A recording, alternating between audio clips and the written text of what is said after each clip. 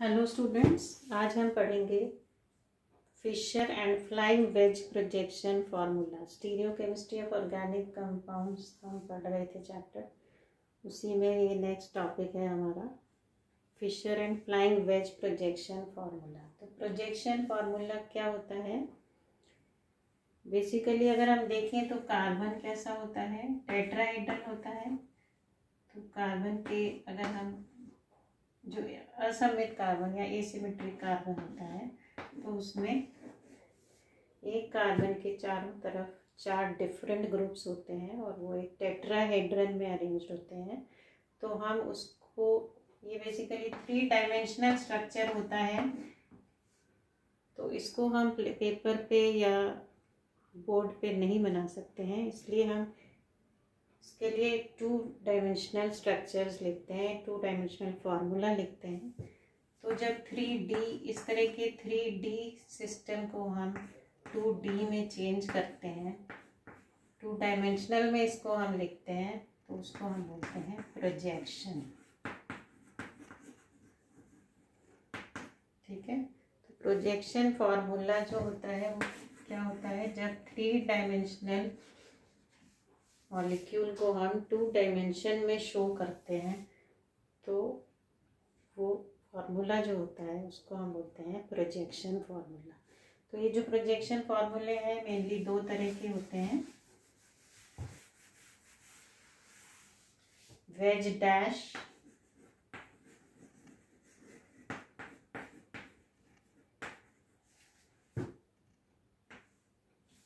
और दूसरा होता है Fischer projection formula.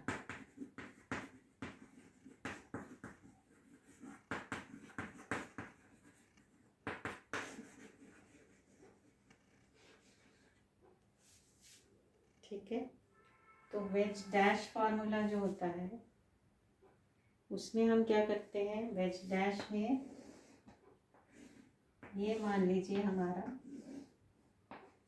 Plane of paper है, तो कार्बन यहाँ पे होगा सेंटर में, 2 ग्रुप्स उसके प्लेन में है, पेपर के प्लेन में ए बी, और एक ग्रुप प्लेन से बाहर है, out of the plane, board के प्लेन के बाहर की तरफ है, और दूसरा ग्रुप जो है, मतलब चौथा ग्रुप जो है वो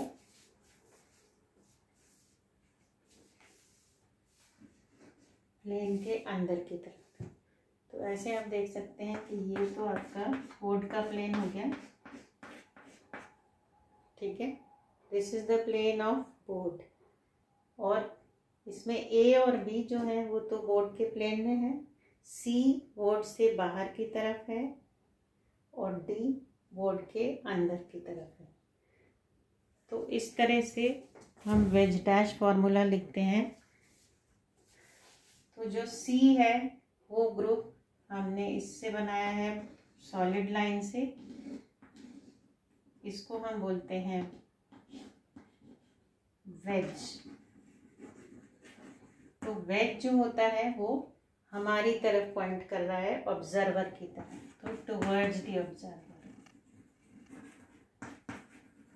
टुवर्ड्स द ऑब्जर्वर। और जो डैश वाला ग्रुप है, जो प्लेन ऑफ बोर्ड के बैक साइड में है, पीछे की तरफ है, उसको हम बोलते हैं डैश। उसको डैश से रिप्रेजेंट करते हैं। ये जो हमने डॉटेड लाइन बनाई है ये डैश है, डैश कहलाती है। और डैश वाला जो ग्रुप है वो कैसा होता है? Away from the observer, observer से पीछे की तरफ होता है।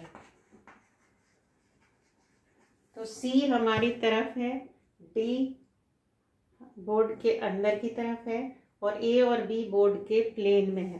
तो इस तरह का जो फॉर्मूला होता है उसको हम बोलते हैं veg dash projection formula.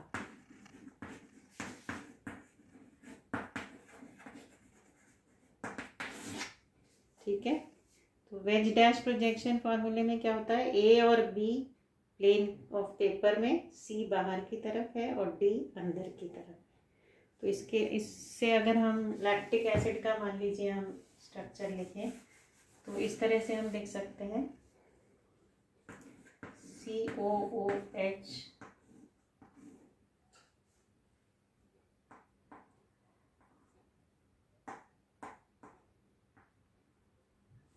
Lactic acid में एक COOH होगा, एक OH होगा, एक H होगा और एक CH3 होगा। तो मान लीजिए COOH और H एक प्लेन में हो गए। एक ग्रुप हमको बाहर की तरफ बनाना है जिसको हम वेज से शो करेंगे, तो वो हो गया CH3 और OH को हम इस तरह से डैश से शो कर सकते हैं। ठीक है, तो इस तरह का जब हम स्ट्रक्चर लिखते हैं कि इसका एग्जाम्पल है, इसका नाम क्या है, लैक्टिक एसिड। तो लैक्टिक एसिड को हम इस तरह से जब लिखते हैं तो ये इसका वेज डैश प्रोजेक्शन फार्मूला है। ठीक है, तो दो ग्रुप COOH और H तो हो गए बोर्ड के प्लेन में, CH3 is projecting outside towards अस और OH अवे फ्रॉम अस, हमसे दूर जा रहा है, अंदर की तरफ जा रहा है, CH3 बाहर की तरफ आ रहा है। तो this is veg dash formula. अब वेज और डैश को यूज करते हुए हम एक और तरह का फॉर्मूला लिख सकते हैं, उसको हम फ्लाइंग वेज बोलते हैं।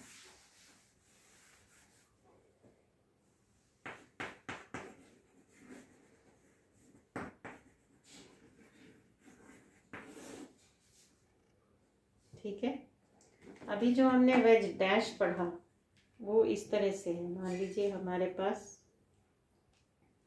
ये 4 पेन हैं, 4 मार्कर्स हैं, तो हम इस तरह से अगर हम बनाते हैं स्ट्रक्चर, बीच में कार्बन हो गया, ये A ग्रुप हो गया, B हो गया, C हो गया, T हो गया। तो वेज डैश में क्या होता है, ये दो ग्रुप्स A और B प्लेन में हो गए। ठीक है, C बाहर की तरफ आ रहा है, D अंदर की तरफ आ रहा है, यही अभी हमने बनाया है। ठीक है, A और B तो पेपर बोर्ड के प्लेन में है इस तरह से, C बाहर की तरफ आ रहा है, D अंदर की तरफ जा रहा है। अब हम फ्लाइंग वेज फॉर्मूला पढ़ेंगे, उसमें हम क्या करते हैं, इसको थोड़ा सा सेम मॉलिक्यूल को हम दूसरी तरह से रिप्रेजेंट कर रहे हैं, इसको थोड़ा सा हम घुमा देंगे। अब घुमाने से क्या होगा, दो तो बोर्ड के प्लेन के बाहर आ गए और दो ग्रुप्स बोर्ड के प्लेन के अंदर चले गए। तो प्लेन ऑफ बोर्ड में अब कोई ग्रुप नहीं है, दो ग्रुप्स बाहर की तरफ हैं, दो ग्रुप्स अंदर की तरफ हैं। तो इसको हम कैसे रिप्रेजेंट करेंगे,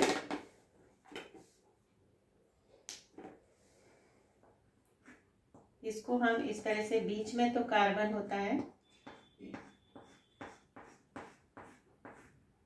तो दो हम डैश बनाते हैं, वर्टिकल लाइन पे हम डैश बनाते हैं और यहाँ पे हम वेज बनाते हैं।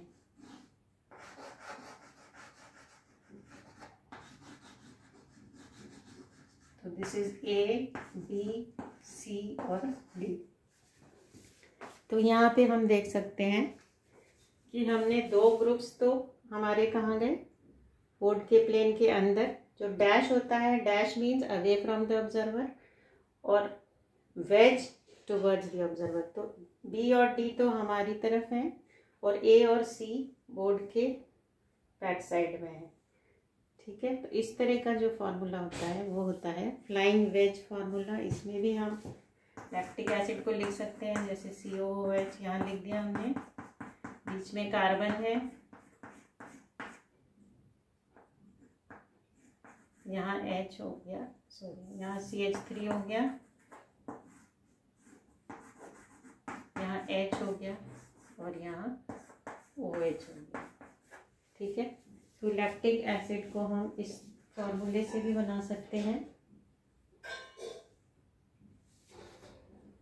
क्लियर है, तो वेज डैश वाले हम दो तरह के स्ट्रक्चर्स बना सकते हैं, एक में दो ग्रुप्स प्लेन में हो सकते हैं और एक अंदर एक बाहर, और दूसरा फ्लाइंग वेज होता है जिसमें दो ग्रुप्स बाहर की तरफ आ रहे हैं और दो ग्रुप्स अंदर की तरफ जा रहे हैं।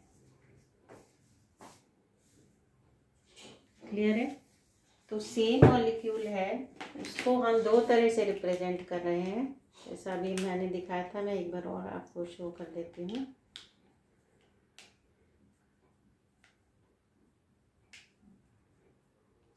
सेंटर में हमारे पास कार्बन है, ये दो ग्रुप्स पेपर के प्लेन में हैं और एक बाहर एक अंदर। तो this is veg dash formula. और उसको हम थोड़ा सा रोटेट कर देंगे तो 2 ग्रुप्स बाहर आ गए, 2 ग्रुप्स अंदर चले गए, तो ये वाला हो गया फ्लाइंग वेज। तो एक ही मॉलिक्यूल को हम 2 तरह से शो कर रहे हैं। इसके अलावा एक और स्ट्रक्चर होता है, प्रोजेक्शन फॉर्मूला होता है Fischer projection formula. Fischer projection is basically 2 dimensional structure होता है।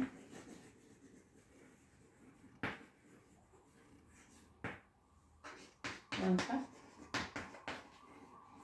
Fischer projection formula.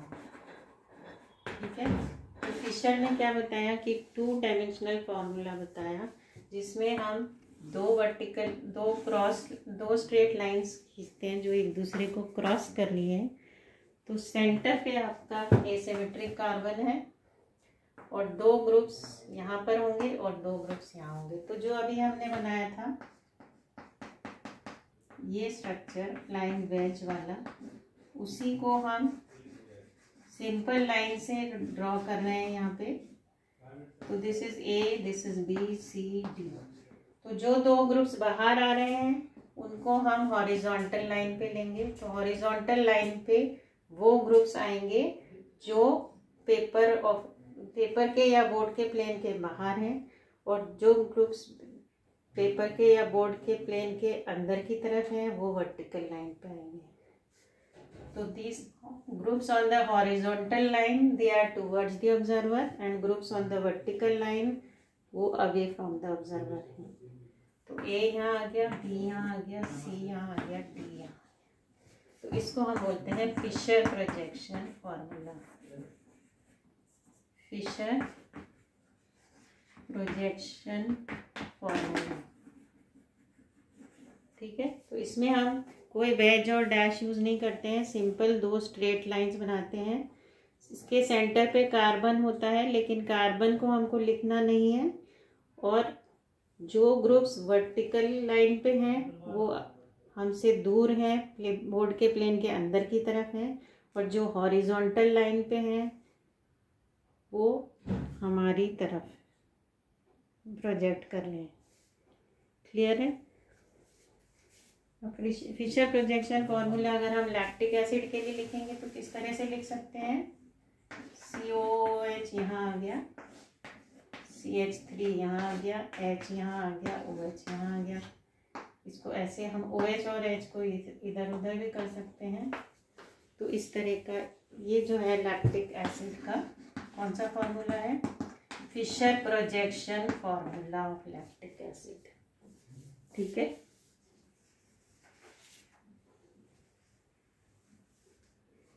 अब हम कुछ एग्जाम्पल लेते हैं और एग्जाम्पल से हम शो करते हैं कि हम उस कंपाउंड के लिए तीनों तरह के स्ट्रक्चर किस तरह से बना सकते हैं। तो मान लीजिए हमने ये लिया,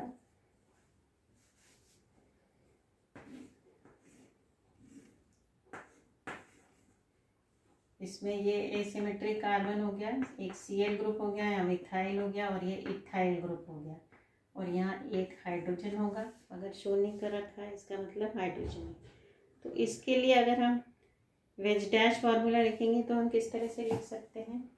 हम Cl कोई से भी 2 ग्रुप्स को हम सेम प्लेन में लिख लेते हैं। तो C2H5 हमने यहाँ लिख दिया, ये इथाइल ग्रुप हो गया C2H5। तो Cl और इथाइल तो पेपर के प्लेन में हो गए, CH3 हो गया यहाँ पर आउट ऑफ द प्लेन हमारी तरफ टुवर्ड्स द ऑब्जर्वर, और H हो गया यहाँ पर अवे फ्रॉम द ऑब्जर्वर। तो ये इस मॉलिक्यूल के लिए कौन सा फॉर्मूला हो गया? Veg dash formula, veg dash projection. ठीक है, इसी को हम इस तरह से भी लिख सकते हैं। फ्लाइंग वेज में हम लिखेंगे तो Cl यहाँ लिख दिया हमने, H यहाँ लिख दिया, CH3 इधर लिख दिया, C2H5 इधर लिख दिया। क्लियर है? तो ये इसका फ्लाइंग वेज फॉर्मूला हो गया। अगर हम इसको फिशर प्रोजेक्शन के फॉर्म में लिखेंगे तो किस तरह से लिखेंगे, दो लाइंस एक दूसरे को क्रॉस करेंगी। यहाँ हमने Cl लिख दिया, यहाँ H लिख दिया, यहाँ C2H5 लिख दिया, यहाँ CH3 लिख दिया। क्लियर है? तो इस तरह से हम चारों ग्रुप्स लिख सकते हैं। लेकिन यहाँ पर क्या होगा, this is not the correct Fischer formula. Correct Fischer projection formula जो है उसमें क्या होता है,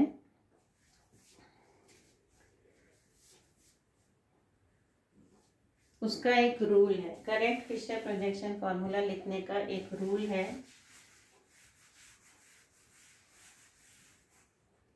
कि जो वर्टिकल लाइन होती है, वर्टिकल लाइन पे मेन कार्बन चेन जो होती है वो आती है, और उसमें जो IUPAC के अकॉर्डिंग नंबर 1 वाला कार्बन है वो टॉप मोस्ट कार्बन होगा।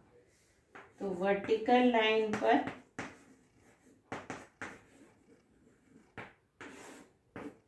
ऑन वर्टिकल लाइन क्या होगा, मेन चेन होगी with carbon number 1 on top. ठीक है? तो जैसे हम लैक्टिक एसिड का बनाएंगे या किसी और का, मान लीजिए ये एग्जांपल लेते हैं, CH2OH CHOH CHO। तो इसकी अगर हम पहले हम इसका IUPAC से इसकी नंबरिंग करेंगे। IUPAC के अकॉर्डिंग सबसे हाईएस्ट प्रेफरेंशियल ग्रुप CHO है, तो यहाँ 1 आएगा नंबर, यहाँ 2 आएगा, यहाँ 3 आएगा। तो लॉन्गेस्ट चेन या मेन चेन ये हो गई। तो मेन चेन कहाँ आएगी, वर्टिकल लाइन पे। तो हम इस तरह से क्रॉस बनाएंगे, वर्टिकल लाइन पे मेन चेन आएगी और नंबर 1 वाला जो कार्बन है वो टॉप मोस्ट होगा। तो यहाँ CHO समूह आएगा, फिर यहाँ कार्बन आ गया, कार्बन पे H और OH समूह है।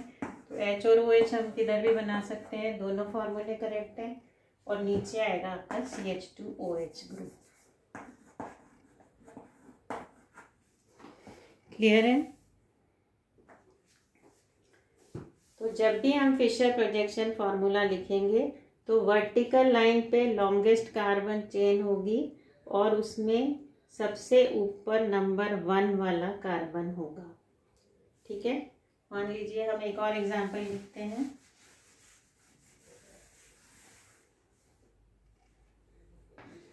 CH3 CH NH2 COOH।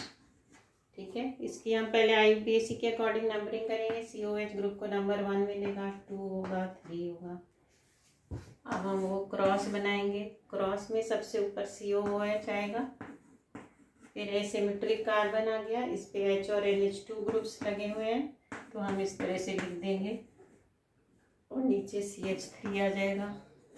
तो this is 1 number, 2 number, 3 number. ठीक है? तो इस तरह से हम फिशर प्रोजेक्शन फार्मूला लिखते हैं। तो फिशर प्रोजेक्शन फार्मूले में हम क्या करते हैं, 2 क्रॉस लाइंस बनाते हैं।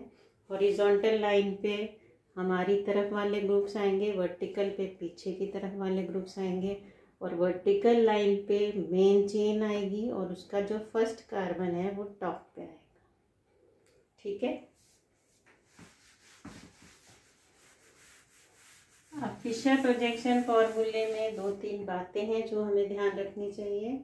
सबसे पहला क्या है कि फिशर प्रोजेक्शन फॉर्मूले में को अगर हम 180 डिग्री से रोटेट करते हैं तो कॉन्फ़िगरेशन उसका सेम रहता है। तो जैसे अगर हम लैक्टिक एसिड का ही हम एग्जांपल ले रहे हैं, अगर इसको हम 180 डिग्री से रोटेट कर देंगे तो क्या होगा, HOH यहाँ आ गया और COH और CH3 यहाँ आ जाएंगे। तो ये हो जाएगा CH3 ऊपर चला जाएगा, COOH नीचे चल जाएगा, OH इधर आ जाएगा और H इधर आ जाएगा। तो इस तरह से अगर फिशर प्रोजेक्शन फार्मूला को हम 180 डिग्री से रोटेट करते हैं तो कॉन्फ़िगरेशन मॉलिक्यूल का चेंज नहीं होता, सेम कॉन्फ़िगरेशन रहता है। ठीक है?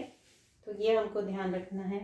दूसरी फिशर प्रोजेक्शन फॉर्मूले में याद रखने वाली बात एक और है कि अगर हम कोई दो ग्रुप्स को 2 बार इंटरचेंज कर दें तब भी कॉन्फ़िगरेशन चेंज नहीं होगा। तो वही हम लैक्टिक एसिड का एग्जांपल लेते हैं।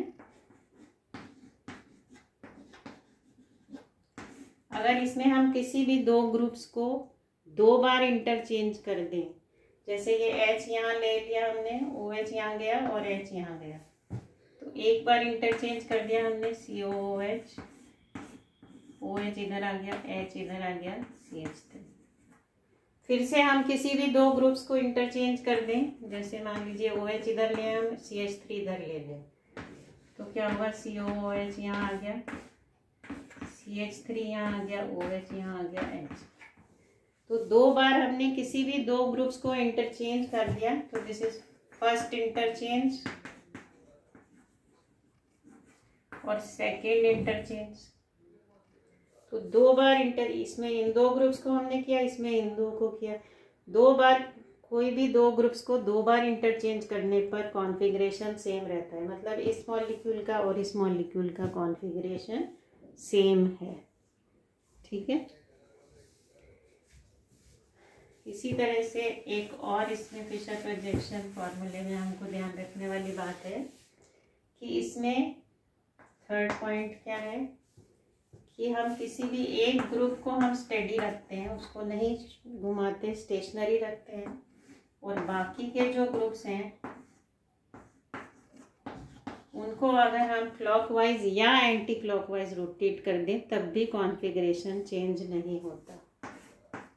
तो अगर इसमें हम COOH को स्टेडी रखते हैं, इसको नहीं छेड़ेंगे, बाकी 3 ग्रुप्स जो हैं इनको हम रोटेट कर दें, या तो H को यहाँ ले आए, CH3 यहाँ गया, ये यहाँ गया, तीनों क्लॉकवाइज या एंटी क्लॉकवाइज रोटेट करें बाकी के 3 ग्रुप्स को, एक को स्टेशनरी रखते हुए, तब भी कॉन्फ़िगरेशन चेंज नहीं होगा। तो ये इस तरह से हम लिख सकते हैं, OH यहाँ आ गया, H यहाँ आ गया, CH3 यहाँ आ गया। ठीक है, तो H यहाँ गया, CH3 यहाँ गया, OH यहाँ गया, और COOH अपनी जगह पे है, ये मूव नहीं करा। तो एक ग्रुप को स्टेशनरी रख के बाकी 3 को हम किसी भी डायरेक्शन में रोटेट कर सकते हैं, तो रोटेशन करने पर कॉन्फ़िगरेशन सेम रहता है। ठीक है, तो फिशर प्रोजेक्शन में ये 3 चीज़ें हैं। 180 डिग्री से रोटेट करने पर कॉन्फ़िगरेशन चेंज नहीं होगा। 2 बार 2 ग्रुप्स को इंटरचेंज करने पर कोई कॉन्फ़िगरेशन में चेंज नहीं आएगा, और एक ग्रुप को स्टेडी रख के बाकी तीनों को क्लॉकवाइज या एंटी क्लॉकवाइज रोटेट करने पर भी कॉन्फ़िगरेशन में कोई चेंज नहीं आएगा। क्लियर है? तो आज हमको समझ में आएगा आप सबको, आई होप कि हमने 2 चीज़ें पढ़ी हैं, एक तो वेज डैश फार्मूला और एक flying Fischer projection formula. Wedge dash फार्मूले में 2 तरह के फार्मूले होते हैं, एक में 2 ग्रुप्स जो कार्बन पे हैं वो एक प्लेन में रहते हैं, तीसरा बाहर की तरफ, चौथा अंदर की तरफ, और दूसरा फ्लाइंग वेज फार्मूला होता है जिसमें 2 ग्रुप्स बाहर की तरफ, 2 ग्रुप्स अंदर की तरफ। उसके अलावा फिशर प्रोजेक्शन फार्मूला होता है जिसमें हम इस तरह की क्रॉस लाइंस बनाते हैं। 2 ग्रुप्स जो बाहर की तरफ हैं वो हॉरिजॉन्टल लाइन पे, जो अंदर की तरफ है वो वर्टिकल लाइन पे, और वर्टिकल लाइन पे मेन चेन आएगी। फर्स्ट कार्बन एटम जो IUPAC के अकॉर्डिंग है वो टॉप पे रहेगा। और फिशर प्रोजेक्शन फॉर्मूले में हमने 3 बातें देखी हैं, कौन कौन सी? सबसे पहला क्या है, 180 डिग्री से अगर हम रोटेट करते हैं तो कॉन्फ़िगरेशन सेम रहता है। फिशर प्रोजेक्शन को अगर हम 2 ग्रुप्स को 2 बार इंटरचेंज करते हैं तब भी कॉन्फ़िगरेशन सेम रहता है। और अगर हम एक ग्रुप को स्टेडी रख के बाकी 3 को एंटी क्लॉकवाइज और क्लॉकवाइज डायरेक्शन में रोटेट करते हैं तब भी उसका विन्यास जो है वो सेम रहता है, कॉन्फ़िगरेशन सेम रहता है। So thank you very much. That is all for today.